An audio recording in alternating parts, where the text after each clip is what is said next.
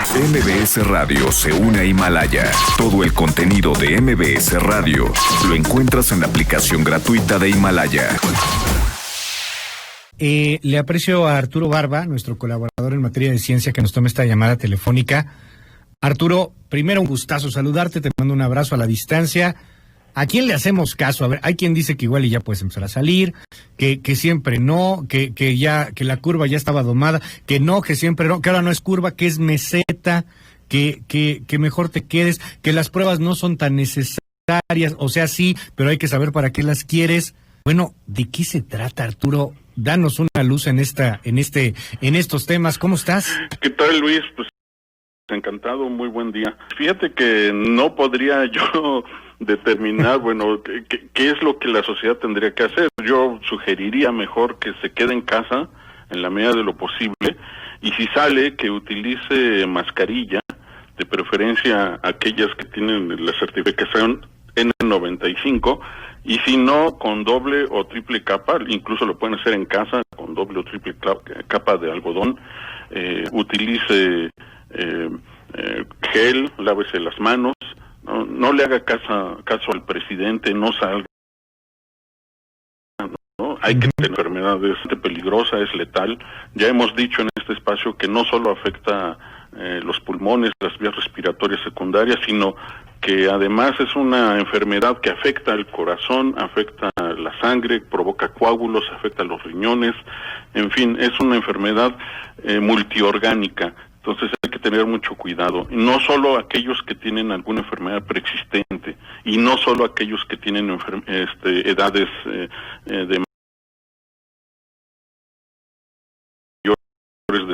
60, sino incluso hay que protegernos.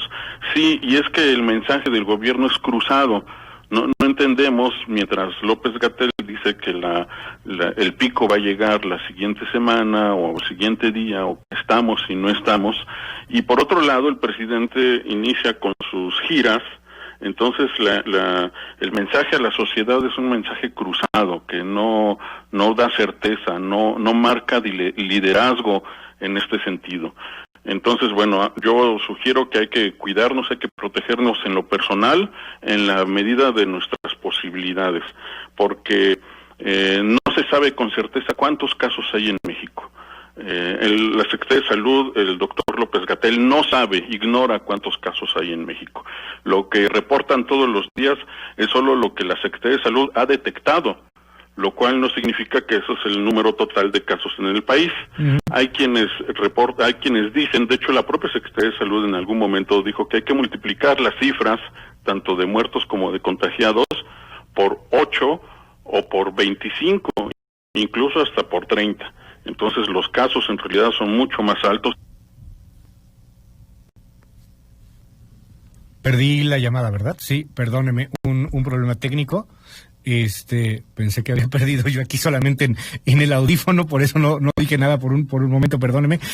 Perdí la llamada, se me cayó la llamada de Arturo Barba, comunicación contigo.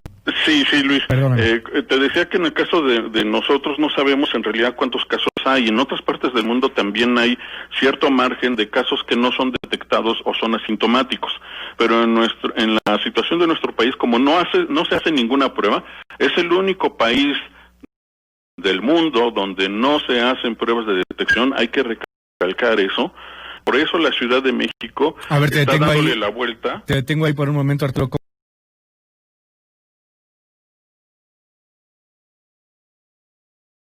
Es el único país del mundo donde no se hacen pruebas de detección, y es decir, no se aplica detectar a en lugares y aquella ciencia.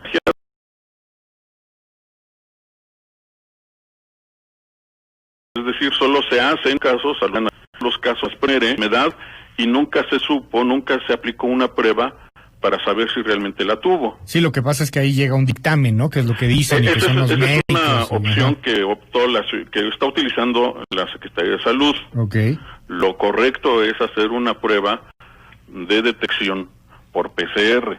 Y aquí no se hace, en otros países, hemos visto lo que ha sucedido en Corea, hemos visto lo que ha pasado en Europa, en donde las pruebas son masivas, se trata de realizar la mayor cantidad cantidad de pruebas. Aquí, dinero, dicen que es por su estrategia.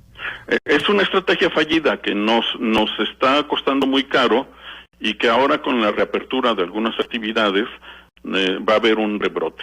Ya esto está científicamente comprobado, está ocurriendo en otras partes del mundo donde sí se hacen pruebas de detección y aquí que no se hacen, pues con mayor razón va a ocurrir. ¿Para qué sirve hacer pruebas de detección? Para saber dónde están los focos rojos, dónde están surgiendo esos contagios, para detectar a las personas que son súper contagiadoras, claro, para detectar las personas y aquellos lugares, aquellas comunidades donde se tiene que establecer un control y un cerco sanitario. Aquí en México no ha existido ninguna de esas cosas, no ha existido pruebas de detección, no han existido métodos de control, no ha existido un método de rastreo de contactos, y esto es lo que recomiendan no solo los científicos de todo el mundo, sino la Organización Mundial de la Salud. No se sabe hasta ahora por qué el subsecretario de Salud, que es quien lleva la voz, nomina el uso de pruebas a nivel masivo. Esto en realidad no tiene ninguna explicación científica ni lógica. Dice en todas sus conferencias, no hay bases científicas que soporten esta medida del gobierno mexicano. Por eso, en la Ciudad de México, la doctora Sheinbaum sí está dándole la vuelta y sí va a aplicar pruebas masivas en la ciudad, que es el foco rojo. 100,000, ¿no? Decían. 100,000, una cosa por el estilo. 110,000, sí. 110,000, que siguen siendo muy pocas, ¿no? Para que sigan siendo muy pocas para una ciudad con 10 millones de habitantes. ¿No? Yo creo que tendría que multiplicarse por lo menos por 10. Ahora, claro, en todas partes del mundo hay carencia de estas pruebas. Son costosas, no en todas partes se pueden hacer. Se necesitan laboratorios y equipo especializado, personal entrenada, pero no hay no hay otra opción. México tiene los recursos para hacerlo. Tuvimos muchos meses para prepararnos y hacer esta estrategia. Hoy ahí están los resultados, Arturo, y empiezan a abrir algunos estados, otros no. Hay evidentemente una descoordinación, hay una emergencia de querer regresar a la actividad económica, pues también ahí es un asunto que está pegando mucho, y de ahí que quiero preguntarte, el gran debate, porque nos lo escriben mucho y te lo preguntan mucho a ti, ¿y la vacuna para cuándo? Porque pues ahí tienes que AstraZeneca, que Oxford, que BioNTech, que Moderna, que Novavax, y que hay la hidrocloroxina, que se metía Trump, y que sí nos podemos meter luz de alguna manera y curarnos. ¿Qué dices al respecto de todo eso? ¿Y la vacuna para cuándo sí saldrá? Sí, pero no va a salir pronto, Luis. Hay varios problemas de logística. Por un lado, hay pruebas clínicas masivas que se tienen que realizar. Esa es la fase 3 de experimentación de los ensayos clínicos. Eso se aplica ya a pruebas masivas con miles de personas que están sometidas a los ensayos. A esta etapa todavía no hemos llegado. Apenas estamos en la fase 2 de experimentación clínica.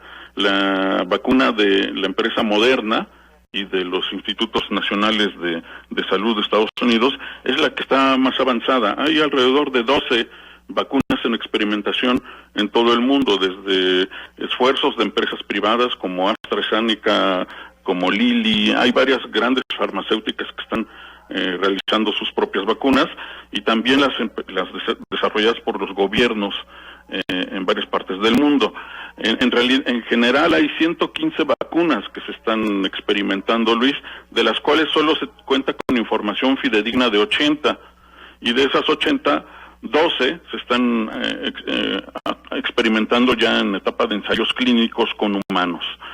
Hay más o menos un mismo número, más o menos unas 20, que se están probando con animales. Pero esto va a tomar tiempo.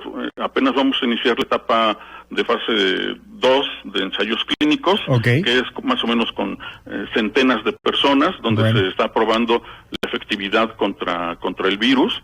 Es decir, a las personas a las cuales se les sometió a las pruebas, se les inyectan los anticuerpos, los antígenos, se está probando cuál es la respuesta ante el virus real.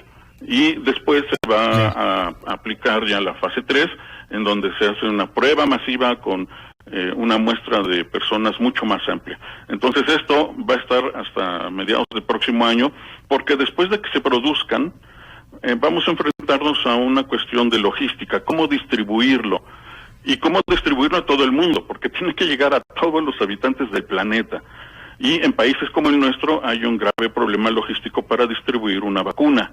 Hay lugares donde ni siquiera hay luz eléctrica, seguramente esta vacuna tiene que mantenerse bajo refrigeración, hay zonas donde no es posible esto, en fin, es un asunto de logística, pero además no tiene que asegurarse la compra de esta vacuna, ya que somos un país dependiente científica y tecnológicamente, tenemos que asegurarnos el poder adquirirlo, poder comprarlo, lo cual tampoco es fácil, ¿no? Pues ahí está, y es que no le invertimos a ciencia y no somos tampoco, vamos, ni producirla, ¿no? O sea, es sacar la cartera, meter el cheque cuánto cuesta y pues ni modo, tener que comprar. De hecho, ya lo está haciendo Marcelo Ebrard, con una iniciativa a nivel internacional encabezada por los países europeos, en el que ya se invirtió cierta cantidad de dinero, lo cual asegura que nuestro país pueda adquirir esa vacuna que se está impulsando en Europa. Esa no es la vacuna que está más adelantada, pero por lo menos, al menos ya nos puede estamos permitir comprar esa. Ahí empezando a avanzar en el tema. Mil gracias, Arturo Barba. Como siempre te seguimos en tus redes. ¿Cuáles son? @Luis. Gracias, Arturo. MBS Radio se une a Himalaya. Todo el contenido de MBS Radio lo encuentras en la aplicación gratuita de Himalaya.